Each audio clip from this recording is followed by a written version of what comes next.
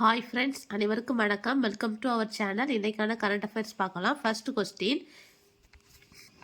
ஜனவரி 9, 2026 அன்று முதலமைச்சர் மு.க.ஸ்டாலின் அவர்களால் உங்க கனவை சொல்லுங்க என்னும் புதிய திட்டம் எங்கு தொடங்கி வைக்கப்பட்டது? சென்னை, திருவள்ளூர் மாவட்டம், பொன்னேரி, பாடியநல்லூரில். இந்திய சர்வதேச ஜனநாயகம் மற்றும் தேர்தல் மேலாண்மை மாநாடு 2026 எங்கு நடைபெற உள்ளது?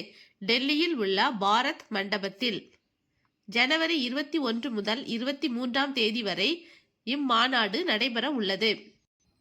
2030இல் காமன்வெல்த் விளையாட்டுப் போட்டி எங்கு நடைபெற உள்ளது? குஜராத், அகமதாபாத்.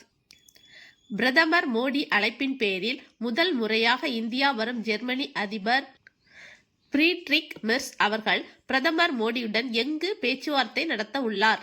அகமதாபாத். ஜனவரி 12இல் இருவருக்கும் பேச்சுவார்த்தை நடைபெற உள்ளது. இந்தியாவின் முதல் ஹைட்ரஜன் எரிபொருளில் இயங்கும் ரயில் எந்த மாநிலத்தில் இயக்கப்பட உள்ளது? ஹரியானா மாநிலம். சமீபத்தில் சிக்கிம் உயர்நீதிமன்றத்தின் தலைமை நீதிபதியாக நியமிக்கப்பட்டவர் யார்? நீதிபதி முகமது முஸ்தாக் அவர்கள். உலக இந்தி தினம் ஜனவரி 10. ஜனவரி 10, 1975இல் மகாராஷ்டிராவின் நாக்பூரில் நடைபெற்ற முதல் உலக இந்தி மாநாட்டை நினைவு கூறும் வகையில் இந்த தினம் அனுசரிக்கப்படுகிறது.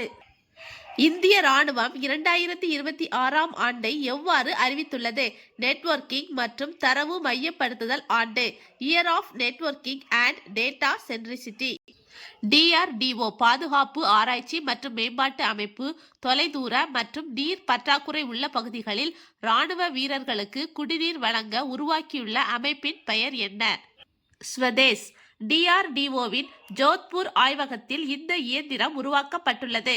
இது கடல் நீர் மற்றும் உப்பு நீரை குடிநீராக மாற்றும் திட்டமாகும். மின்சாரம் இல்லாத பகுதிகளில் கூட இந்த இயந்திரத்தை நம் கைகளால் இயக்க முடியும்.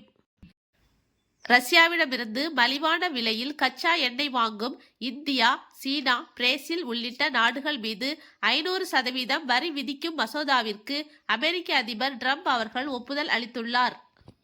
தமிழகத்தில் 10 லட்சம் கோடி அளவிற்கு முதலீடுகள் ஈர்க்கப்பட்டுள்ளதாக முதலமைச்சர் மு.க.ஸ்டாலின் அவர்களால் கூறப்பட்டுள்ளது. ஒரே நாளில் தொடர்ச்சியாக பிட்டுமினஸ் கான்கிரீட் பயன்படுத்தி சாலை அமைத்து சாலை கட்டுமான பணியில் தேசிய நெடுஞ்சாலை ஆணையம் கின்னஸ் சாதனை படைத்துள்ளது. பெங்களூர், விஜயவாடா இடையே நடைபெறும் NH 544G வழித்தடத்தில் 24 மணி நேரத்தில் 29 கிலோமீட்டர் தூரத்திற்கு சாலை அமைக்கப்பட்டுள்ளது. சத்திசாய் மாவட்டத்தில் புட்டபர்த்தி அருகே 24 மணி நேரத்தில் 28.95 கிலோமீட்டர் தூரத்திற்கு சாலை அமைக்கப்பட்டுள்ளது.